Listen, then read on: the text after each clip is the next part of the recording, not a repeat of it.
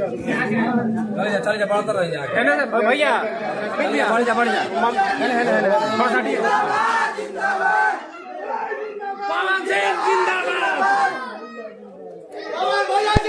तो भैया बहुत खुशी की बात है कि हमारे पावर स्टार पवन सिंह पहुंच गए हैं देव मंदिर, जो काराकाट क्षेत्र में पड़ता है।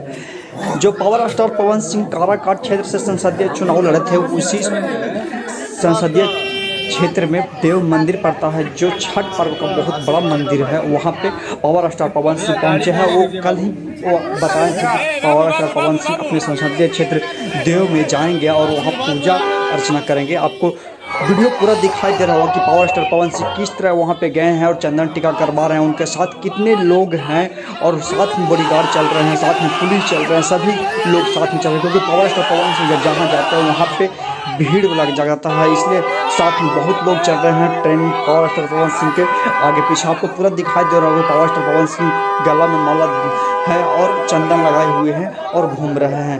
तो आज के लिए इतना ही, और इस वीडियो को शेयर कीजिए, लाइक कीजिए। धन्यवाद।